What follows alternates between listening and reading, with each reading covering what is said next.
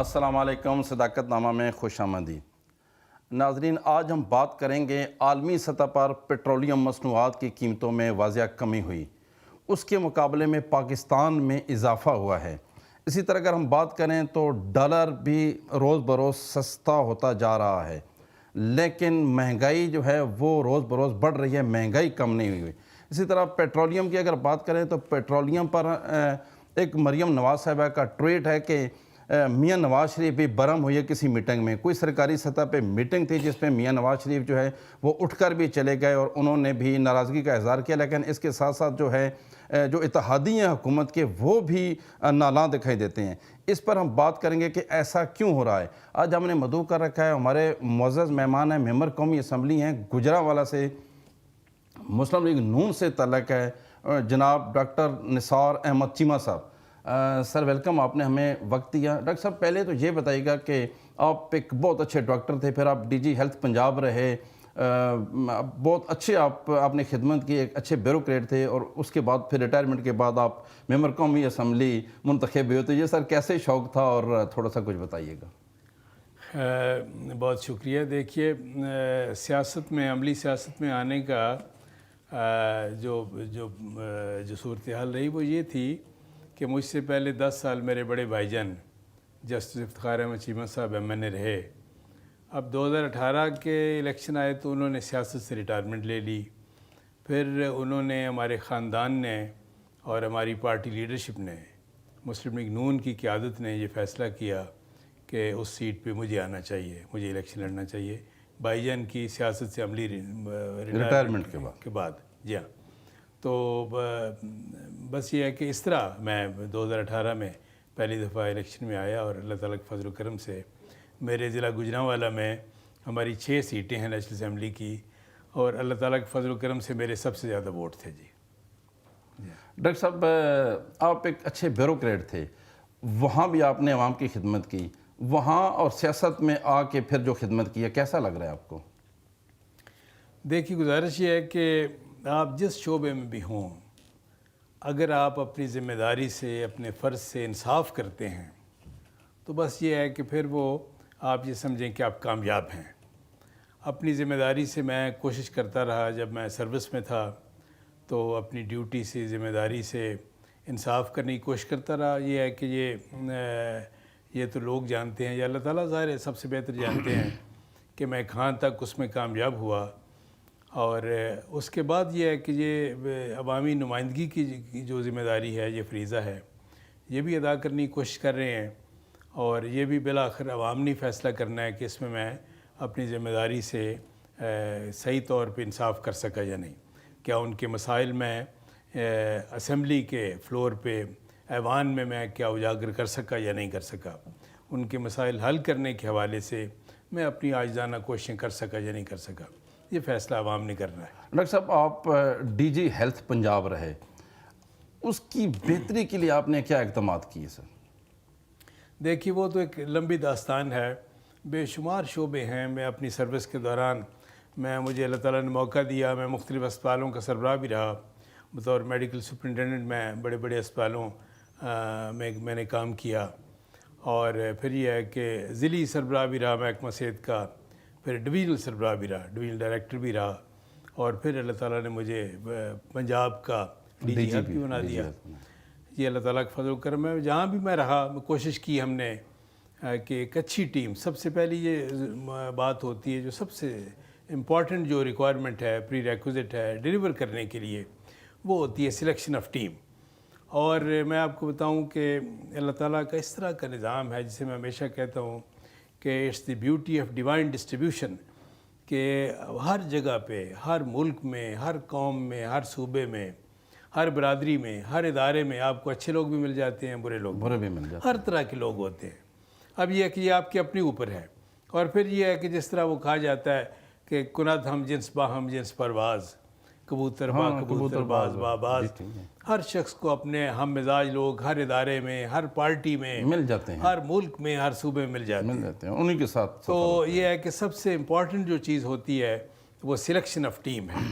اب یہ ہے کہ اچھے لوگ، دیانتدار لوگ، سب سے امپورٹنٹ جو چیز ہے اس میں سلیکشن آف ٹیم میں بھی، کہ وہ انٹیگریٹی، کے اوپر کوئی کمپرومائز نہیں ہونا چاہیے. یہ ہے کہ جن کی دیانتداری مشکوک ہو وہ کبھی آپ کے دائیں بائیں نظر نہیں آنے چاہیے, وہ آپ کی ٹیم کا حصہ نہیں ہونے چاہیے. ڈاکٹر صاحب اپنے تجربے کے مطابق یہ بتائیے گا کہ اس ہیلتھ کے شعبہ میں کون سے ایسے اقدامات ہیں جو فوری کرنے والے ہیں جن سے عوام کو ریلیف مل سکے؟ دیکھیے ایک ابھی یہ ہیلتھ کارڈ کا بڑا چرچا ہے. اس حوالے سے میں یہ گزارش کرنا چاہوں گا, میں ایوان میں نے بات کی, اگرچہ اس کا آغاز ہمارے ہی دور میں پچھلے دور میں نواز شریف کے دور میں ہوا, لیکن یہ ہے کہ یہ میں سمجھتا ہوں کہ یہ جو ہے یہ جو بھی مشیر تھے انہوں نے کسی گورنمنٹ کو بھی صحیح مشورہ نہیں دیا. مشیروں کا انتخاب بھی ظاہر حکمرانوں نے ہی کرنا ہوتا ہے. تو بات یہ ہے کہ یہ ہیلتھ کارڈ جو ہے یہ عوام کے غریب لوگوں کے مسائل, طبی مسائل کا حل نہیں ہے. دیکھیے یہ جو ہے یہ اس کے اوپر اربوں روپے خرچ ہو جاتے ہیں, لیکن بنیادی طور پہ اس کے جو بینیفیشری ہیں وہ ہیں یا انشورنس کمپنیاں ہیں یا پرائیویٹ اسپتال ہیں. میں نے ایوان میں بھی مثال دی کہ دیکھیں مثلا یہ کہ ہیلتھ کارڈ جو تھے ان کا اب تک کی جو صورتحال تھی وہ یہ تھی کہ وہ اپلائی ہوتے تھے, ان کا اطلاق ہوتا تھا انڈور پیشنٹ پہ. انڈور کا مطلب یہ جو پیشنٹ ایڈمٹ ہوتے ہیں اسپتالوں میں, جو آؤٹ ڈور آ کے چیک کرائے اور چلے گئے, پریسکرپشن لی, دوائی لی یا لکھوائی اور چلے گئے, ان کے اوپر اس کا اطلاق نہیں ہوتا تھا. اب یہ ہے کہ جب صرف ایڈمیٹڈ پیشنٹ پہ اطلاق ہوتا تھا, سرکاری اسپتالوں میں تو داخلہ ظاہر ہے کہ اس طرح بغیر کسی گراؤنڈ کے نہیں ملتا. اب یہ ہے کہ جو وہ پرائیویٹ اسپتال جو ہیں انہوں نے غیر ضروری داخلے شروع کر دیے ایسے مریضوں کے پیسے بنانے کے لیے, بٹورنے کے لیے. پھر یہ ہے کہ ان کے داخلوں میں غیر ضروری ان کو طوالت دی, ان کو یہ ہے کہ انڈیو اس کو پرولانگ کیا ایڈمیشنز کو. پھر یہ ہے کہ غیر ضروری انویسٹیگیشن بھی کرواتے رہے. یہ ساری جو چیزیں تھیں میں سمجھتا ہوں کہ اس طرح کے گھپلوں کے ذریعے, اس طرح کے میں سمجھتا ہوں کہ یہ بڑا ہی ایک بددیانتی ہے, اس طرح کے پروفیشنل ڈس آنیسٹی ہے, اس کے ذریعے یہ ہے کہ پیسے بٹورتے رہے اور اب بھی بٹور رہے ہیں. ڈاکٹر صاحب پھر جو ان کا صحت اس کارڈ کا تھا حل کیا ہے؟ دیکھیں میں گزارش کرتا ہوں, حل یہ ہے کہ نظام اسپتالوں کے بہتر بنائے جائیں.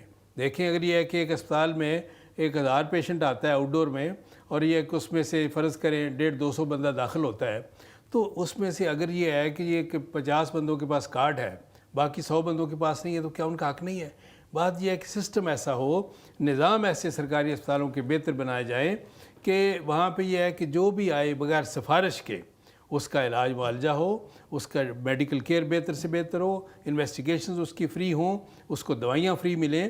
اور دیکھیں بات یہ اس کے لیے تو سر عمران خان کا جو ہیلتھ کارڈ تھا اس پہ یہ ساری چیزیں مل رہی تھیں. نہیں, یہی تو میں گزارش کر رہا ہوں کہ کسی جگہ پہ بھی ہیلتھ کارڈ کی وجہ سے سسٹم بہتر نہیں ہوا, بلکہ یہ ہے کہ یہ دیکھیں اربوں روپے جو ہیں, میں مثال دے رہا ہوں, اربوں روپے جو خرچ کیے جا رہے ہیں, یہ ہے کہ کوئی بے شمار قسم کے. ڈاکٹر صاحب میرے بہت سارے جاننے والے لوگ ہیں جنہوں نے اس کارڈ پہ بھی مہنگا علاج بھی کروایا, بہت سارے ایسے لوگ ہیں. دیکھیں میں پھر گزارش کرتا ہوں, ایکسیپشنل کیسز کو چھوڑ دیں, میں جنرل بات کر رہا ہوں کہ دیکھیں ارب ہار روپے جو ہیں وہ اس پہ خرچ کیے جا رہے ہیں. اگر وہ پیسے جو ہیں وہ اسپتالوں پہ خرچ کیے جائیں, میں خود دیکھیں نا, ضلع کا بھی سربراہ رہا, ڈویژن کا بھی رہا, ڈی جی ہیلتھ بھی رہا پنجاب کا, میں سمجھتا ہوں کہ اگر وہ پیسے ہمارے ضلعی ہیلتھ ڈپارٹمنٹس کو دیے جائیں, یہ کہ میں حساب لگا رہا تھا کہ جتنے پیسے آپ جو ہیں وہ دے رہے ہیں پنجاب میں مثلا ہیلتھ کارڈ کے حوالے سے, وہ پیسے اگر پنجاب میں ہیلتھ ڈپارٹمنٹس میں تقسیم ہوں تو ہر ضلع کے حصے میں 3 سے 4-5 کروڑ روپے, 5 ارب روپے آتا ہے, 5 ارب روپیہ. اگر یہ ہے کہ روٹین کے بجٹ سے ہٹ کر ان کو اتنے پیسے ملیں گے تو ساری جو ڈیفیشنسیز ہیں, ساری جو ہیں وہ ڈیفیشنسیز آئیڈینٹیفائی کر کے ان کو ایڈریس کیا جا سکتا ہے. ساری کمی جو ہے ہر شعبے میں ویکنس پوری کی جا سکتی ہے. خواہ یہ کمی جو ہے انفراسٹرکچرز کے حوالے سے ہو, خواہ یہ کمی جو ہے یہ مین پاور کے حوالے سے, ہیومن ریسورس کے حوالے سے ہو, خواہ یہ کمی الیکٹرو میڈیکل اکوپمنٹ کی یہ کہ عدم فراہمی کی وجہ سے ہو, خواہ یہ ہے کہ یہ کمی کیپیسٹی بلڈنگ کے حوالے سے, ٹریننگ کے حوالے سے. ڈاکٹر صاحب بطور صافی ہم نے بہت تجزیہ کیا اور ہم نے دیکھا کہ ہیلتھ کارڈ سے بہت سارے لوگ مستفید ہوئے ہیں, لیکن ایک بریک کے بعد واپس آتے ہیں. جی ایک بریک لیتے ہیں.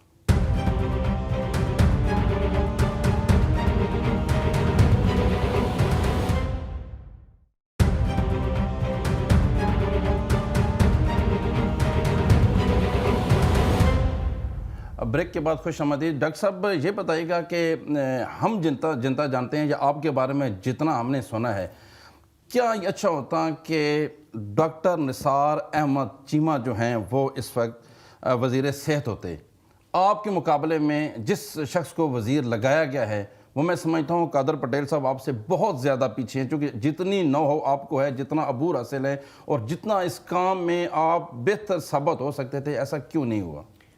دیکھیں اس کی یہ حکمرانوں نے فیصلہ کرنا ہوتا ہے، پارٹی لیڈرشپ نے فیصلہ کرنا ہوتا ہے، پھر یہ کہ ہماری کولیشن گورنمنٹ ہے اور اس نے ہمارے کولیشن پارٹنرز ہیں، ان کے قائدین ہیں سیاسی جماعتوں کے، مسلم لیگ نون کی حکومت نہیں ہے، یہ تو ایک مخلوط حکومت ہے، اور مخلوط حکومت کی جو سیاسی قیادت ہے، اجتماعی قیادت، انہوں نے فیصلہ کرنا ہوتا ہے۔ اگر یہ ہے کہ یہ وزارت صحت انہوں نے پیپلز پارٹی کو دینے کا فیصلہ کیا گیا تو ظاہر ہے پیپلز پارٹی نے اب اپنے لوگوں میں سے کسی کا انتخاب کرنا ہے۔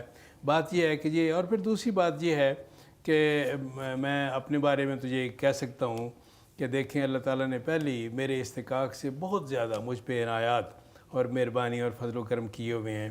وہ شعر یاد آتا ہے کہ جو کچھ ملا ہوا ہے کروں گا اسی کا شکر، کچھ اور مانگنے کی نہ فرصت ملے مجھے۔ لیکن ڈاکٹر صاحب آپ خدمت بہتر کر، آپ چونکہ سسٹم کو جانتے ہیں، نظام کو جانتے ہیں، پنجاب بہت بڑا صوبہ جس میں آپ ڈی جی کے طور پہ کام کر چکے ہیں، تو آپ سے بہتر شاید کوئی نہ خدمت کر سکتا۔ جنرل پرنسپل کے طور پہ میں ضرور یہ کہوں گا کہ اگر ہم سسٹم بہتر کرنا چاہتے ہیں تو پھر یہ ہے کہ ایک اصول جو ہے سب سے امپورٹنٹ وہ یہ ہے، جس طرح میں نے شروع میں کہا کہ سلیکشن آف ٹیم، اور اسی کو آگے لے کے جاتے ہوئے میں یہ بات کروں گا اسی حوالے سے کہ جو سب سے امپورٹنٹ اصول ہے سسٹم بہتر کرنے کے لیے وہ ہے right man for the right job, right man for the right job. اور یہ رائٹ مین کون، جو میرٹ کے اوپر آپ مختلف ادارے، مختلف شعبے، مختلف وزارتیں، ان کے سربراہ جو ہیں وہ چن کر ڈاکٹر صاحب آپ نے ٹیم کی بات کی ہے تو آپ یہ بتائیے گا کہ مفتاح اسماعیل صاحب کیسے ثابت ہوئی ہے؟ مکمل طور پہ ناکام وزیر خزانہ ثابت ہوئے ہیں جی، مکمل طور پر۔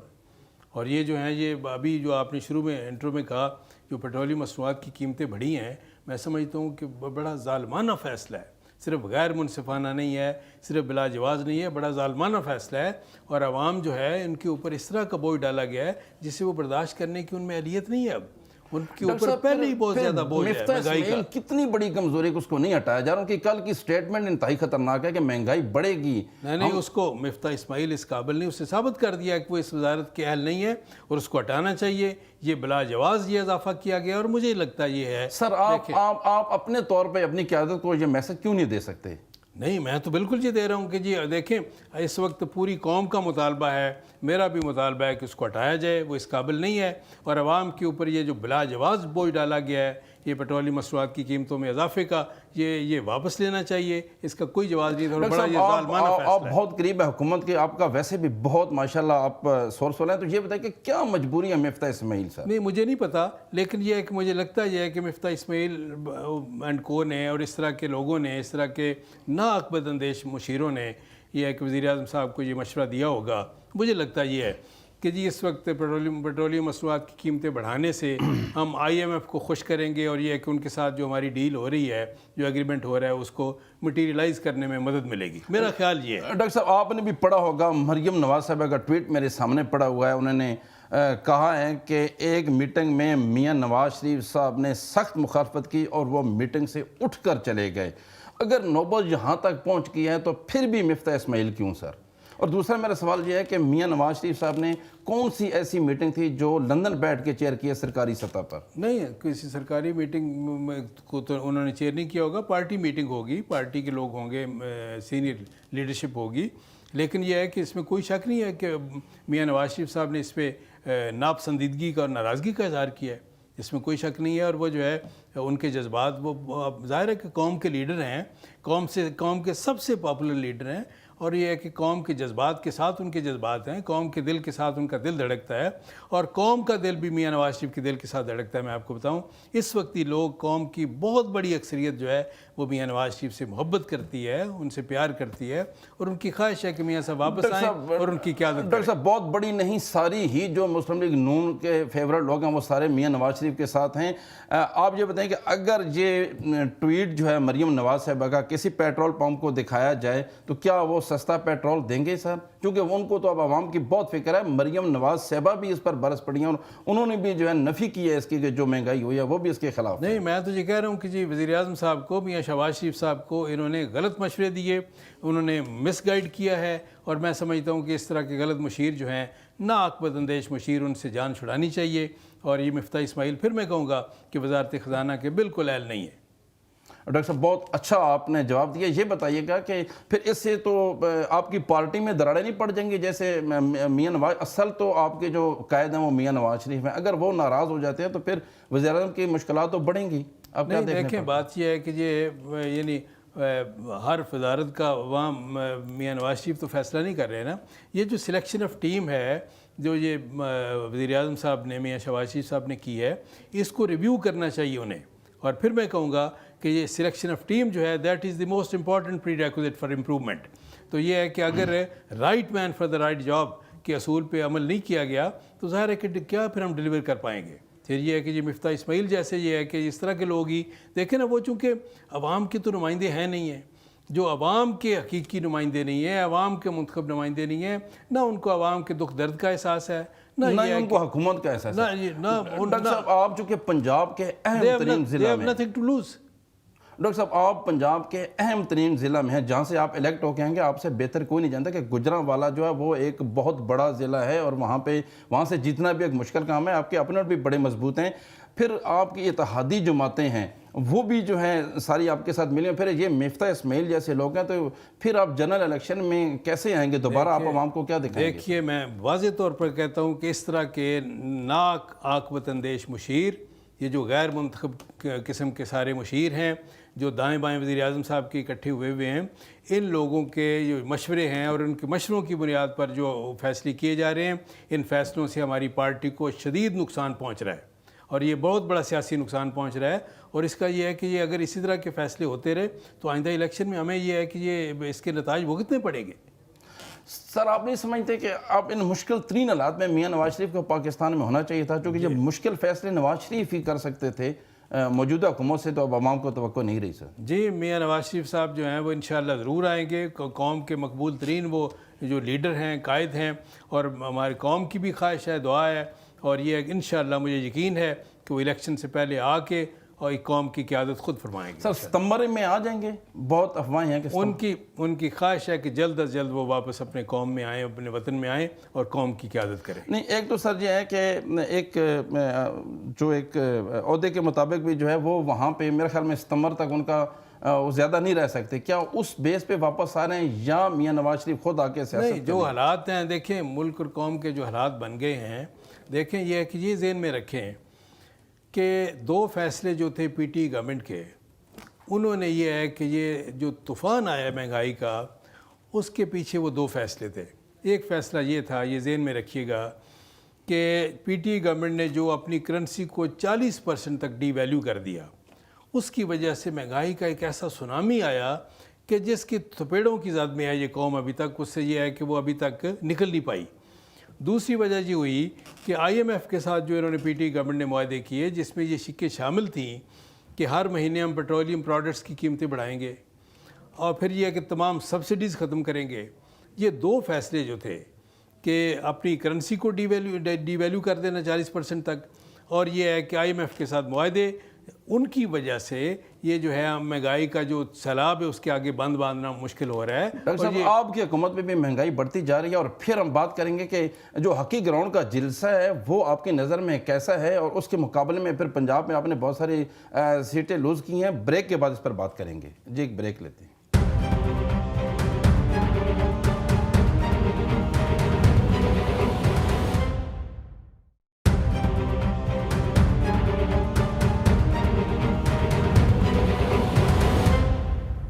بریک کے بعد خوش آمدید ڈاکٹر صاحب، چونکہ آپ کا بہت تجربہ ہے ماشاءاللہ، تو دیکھیں نا ہاکی گراؤنڈ کا جو جلسہ ہے ہم نے دیکھا کہ وہ بہت بڑا جلسہ پھر لاہور میں ہے، لاہور کے اندر عمران خان کا اتنا بڑا جلسہ، پھر آپ نے 15 نشستیں سر لوز کر دی ہیں پنجاب میں اگر آپ لوز کریں سیٹیں تو اس کا پھر کیا مطلب ہے سر؟ کیا مطلب سمجھیں؟ دیکھیے گزارش یہ ہے کہ عمران خان صاحب کا جو بیانیہ ہے وہ 100% گمراہ کن بیانیہ ہے، اس کا کوئی بنیاد نہیں ہے۔ دیکھیں میں واضح طور پر کہتا ہوں کہ ان کا بیانیہ یہ ہے کہ یہ جو ہے یہ امریکی سازش تھی، امریکی غلامی، اور یہ ہے کہ سارے امریکی لائن ٹو کر رہے ہیں، اور یہ ہے کہ یہ غلام ہیں، اور میں نے یہ ہے کہ آزادی کے لیے، امریکی غلامی کے خلاف آزادی کے لیے سٹینڈ لیا۔ دیکھیں یہ ذہن میں رکھیں کہ اگرچہ بڑی طاقتوں کے بشمول امریکہ کے چھوٹے ممالک پہ، ترقی پذیر ممالک پہ پریشر ہوتے ہیں، کبھی ویزیبل ہوتے ہیں، کبھی انویزیبل ہوتے ہیں۔ ویزیبل پریشر جو تھے، دیکھیں نا، انویزیبل پریشر تو تھے یہ جس کی وجہ سے ایوب خان کو بھی یہ کہنا پڑا کہ جی یعنی کہ ہمیں ماسٹرز کی نہیں، دوستوں کی ضرورت ہے۔ فرینڈس ناٹ ماسٹر جو کتاب اس نے لکھی، اس کا یہی تھا اس کا کانسیپٹ۔ اس کے بعد جو ویزیبل پریشر آئے ہمارے ملک پہ امریکہ کے، وہ 3 موقعوں پہ آئے۔ پہلی دفعہ جب ذوالفقار علی بھٹو نے اس ملک میں ایٹمی پروگرام کی بنیاد رکھی، اس وقت یہ ڈونلڈ لو جیسے کسی تیسرے، چوتھے، 5ویں درجے کے امریکی اہلکار نے نہیں، خود امریکی وزیر خارجہ نے، سیکرٹری آف اسٹیٹ نے، ہینری کسنجر نے ذوالفقار علی بھٹو کو خطرناک نتائج کی دھمکیاں دی، اس کو سامان عبرت بنا دینے کی دھمکیاں دی۔ لیکن ذوالفقار علی بھٹو نے امریکی پریشر کے سامنے سرنڈر کرنے سے انکار کیا، ڈٹے رہے اور اس کی قیمت بھی چکائی۔ بالآخر پھر ملک بھی قومی ایٹمی طاقت بن گیا۔ اس کے بعد دوسری بار پریشر آیا جب 11 مئی 1998 کو ہندوستان نے 5 ایٹمی دھماکے کیے۔ اس وقت بھی یعنی کسی ڈونلڈ لو جیسے کو تیسرے، چوتھے، 5ویں درجے کے اہلکار نے نہیں، خود امریکن پریزیڈنٹ نے، کلنٹن نے بار بار اس وقت کے وزیر اعظم میاں نواز شریف کو فون کر کے دھمکیاں بھی دی کہ اگر آپ نے ایٹمی دھماکے کیے تو آپ کو یہ سزائیں دی جائیں گی اور آپ کو یہ نتائج بھگتنے پڑیں گے، خطرناک نتائج، اور اگر آپ ایٹمی دھماکے نہیں کریں گے تو آپ کو یہ اربوں ڈالر یہ ہے کہ ہم دیں۔ لیکن میاں نواز شریف نے یعنی یہ ہے کہ دھمکیاں بھی اور یہ ایک اربوں ڈالر کے لالچ بھی، لیکن میاں نواز شریف نے غیرت مند اور محب وطن پاکستانی کے طور پہ وہی فیصلہ کیا جو ایک غیور قائد کو کرنا چاہیے تھا۔ انہوں نے ہندوستان کے 5 ایٹمی دھماکوں کے جواب میں 28 مئی 1998 کو 6 ایٹمی دھماکے کر کے اس ملک کے دفاع کو ناقابل تسخیر بنا دیا۔ اللہ تعالیٰ کے فضل و کرم سے یہ دوسری دفعہ امریکی پریشر تھا جس کو میاں نواز شریف نے رد کر دیا اور اپنے ملک اور قوم کے مفاد میں بہترین فیصلہ کیا۔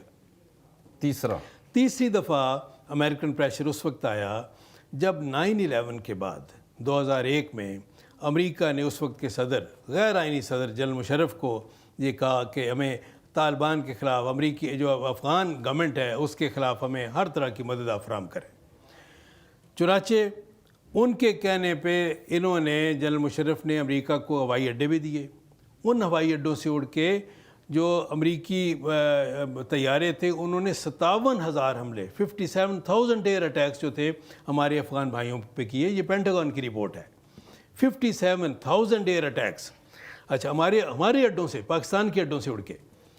پھر یہ ہے کہ انہوں نے ہر قسم کی انٹیلیجنس شیئرنگ بھی کی، ہر طرح کا تعاون بھی فراہم کیا ان کو اپنے بھائیوں کے خلاف۔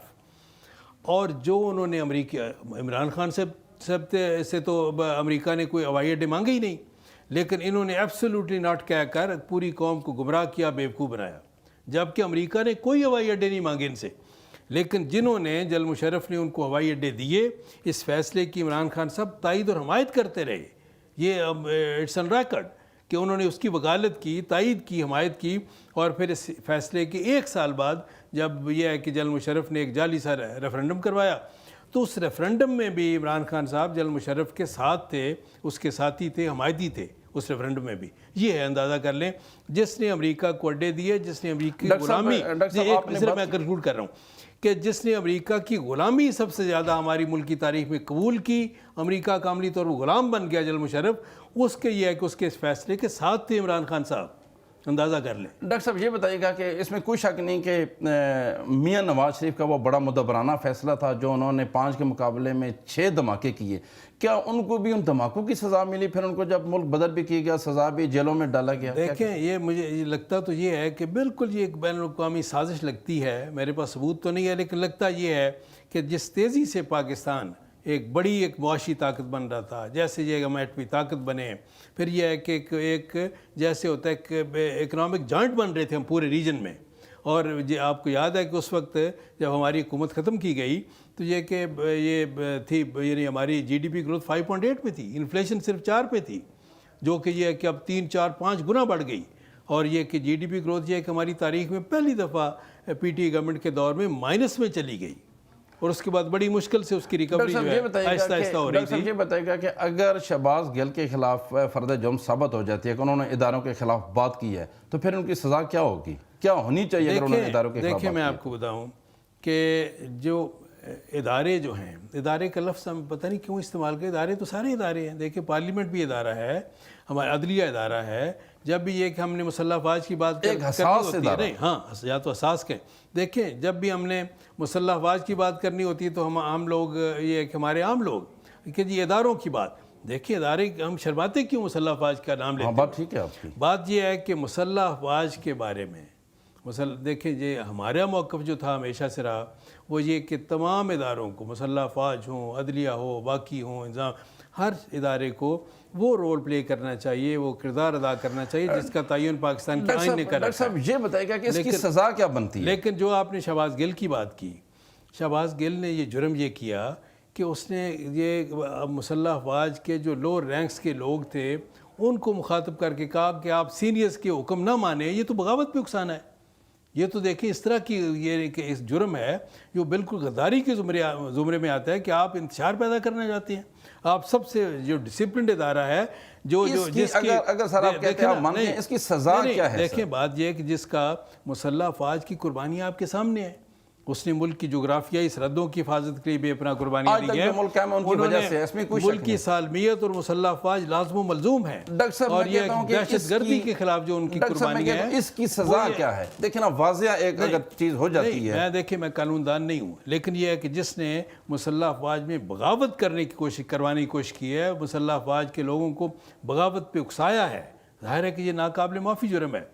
اس کو یہ ہے کہ یہ اپنا جرم ماننا چاہیے، اور یہ ہے کہ یہ تو قانون دان بتا سکتا ہے کہ قانون میں اس کی سزا کیا ہے. بہت سارے قانون دان تو کہتے ہیں کہ اس کی سزا پھانسی ہے. اگر پھانسی ہوتی ہے تو آپ نہیں مجھے نہیں پتا، یہ کہ یہ قانون دان ہی کو بتا سکتا ہے، لیکن یہ جو ہے آپ یہ کہتے ہیں کہ سخت سے سخت سزا ہونی چاہیے. بالکل ہونی چاہیے، بالکل ہونی چاہیے. اور یہ ہے کہ یہ دیکھیں، یہ ہے کہ میں تو حیران ہوں کہ عمران خان صاحب کا موقف جو ہے شہباز گل کے بیان کے بارے میں، وہ جو ہے نہ اس کو اون کرتے ہیں نہ ڈس اون کرتے ہیں. وہ اس معاملے میں پہلے بھی کہہ چکا ہوں کہ بظاہر لگتا یہ ہے کہ عمران خان صاحب جو ہیں شہباز گل کے بیان کے معاملے میں نیوٹرل ہیں. تو اندازہ کریں وہ ان کا معاملہ یہی ہے، ان کا رویہ اس معاملے میں یہ ہے کہ صاف چھپتے بھی نہیں، سامنے آتے بھی نہیں، خوب پردہ ہے کہ چلمن سے لگے بیٹھے ہیں. یہ ہے صورتحال. سر یہ بتائے گا کہ آپ کی حکومت انتخابات کروانے سے کیوں خوفزدہ ہے؟ نہیں، ہم قطعاً خوف زدہ نہیں ہیں، بالکل نہیں ہے. لیکن یہ ہے کہ کیا اس پارلیمنٹ کو ٹینیور پورا نہیں کرنا چاہیے؟ یعنی اس میں کوئی غیر آئینی بات ہے، کوئی غیر قانونی بات ہے. ہر پارلیمنٹ حالات آپ کے قابو میں نہیں. ہر پارلیمنٹ کو یہ دیکھیں، یہ ہے کہ یہ بالکل یہ ٹینیور پورا کرنا چاہیے. حالات بھی قابو میں آ جائیں گے. جس طرح میں نے کہا کہ پرائم منسٹر صاحب کو اپنی پوری ٹیم جو ہے اس کی سلیکشن کا جو پروسیس ہے اس کو ریویو کرنا چاہیے. آپ ڈیلے نواز شریف کی وجہ سے کر رہے ہیں کہ ایک دفعہ پھر وہ آ کے اپنے کیسز ختم ہو تو وہ وزیراعظم بنے، یا موجودہ وزیراعظم میں وہ اہلیت نہیں ہے کہ یہ الیکشن کروا سکے؟ نہیں، اہلیت تو بالکل ہے. اہلیت تو دیکھیں جب پنجاب کے چیف منسٹر تھے تو انہوں نے اپنی اہلیت ثابت کی، لیکن مرکز میں آ کے وہ فلاپ ہو گئے. ڈیلیور کر سکتے ہیں، مرکز آپ مانیں کہ مرکز میں انہوں نے بالکل ڈیلیور کر سکتے ہیں بشرطے کہ یہ ٹیم کی سلیکشن ان کی یہ ہے کہ صحیح ہو. ڈاکٹر صاحب، ڈاکٹر نثار احمد چیمہ بڑا نام ہے پنجاب کا. میرا آپ سے آخری سوال ہے، میاں نواز شریف صاحب ستمبر میں واپس آ جائیں گے؟ دیکھیے ان کی بھی خواہش ہے کہ جلد از جلد واپس آئیں. میں ستمبر کا تو میں نہیں کہہ سکتا. قوم کی بھی خواہش ہے، ہماری خواہش ہے، پوری قوم کی خواہش ہے، میاں نواز شریف کی خواہش ہے کہ وہ جلد از جلد وطن واپس آئیں اور قوم کی قیادت کریں. اور اس وقت یہ ہے کہ یہ واقعی یہ ہے کہ اس وقت کی اہم ترین ضرورت یہ ہے کہ میاں نواز شریف صاحب واپس آئیں. لیکن ویزے کی مدت ختم ہو رہی ہے، ان کی ویزے کی مدت ختم ہو رہی ہے. یہ مجھے نہیں پتا، لیکن ویزے کی مدت ختم ہو نہ ہو، لیکن میاں صاحب کی اپنی خواہش یہ ہے کہ جلد از جلد اپنے وطن واپس آئیں اور قوم کی قیادت کریں. ڈاکٹر صاحب بہت شکریہ، آپ نے وقت دیا. آپ نے سنا ڈاکٹر نثار احمد چیمہ جو کہ ممبر قومی اسمبلی ہیں، انہوں نے بڑی اچھی گفتگو کی اور مفتاح اسماعیل کے بارے میں انہوں نے واضح کہا ہے کہ وہ ناکام ترین وزیر خزانہ ہیں. اور اسی طرح انہوں نے کہا کہ میاں شہباز شریف کے ساتھ جو ٹیم ہے، جو ان کے مشیر ہیں، وہ اہل نہیں ہیں. اور میاں نواز شریف کے بارے میں نے کہا کہ وہ بہت جلد پاکستان آنا چاہتے ہیں اور وہ بہت جلد پاکستان آئیں گے. ناظرین، ہمارے پروگرام کا وقت ختم ہوتا ہے، ہمیں اجازت دیجیے. پاکستان زندہ باد.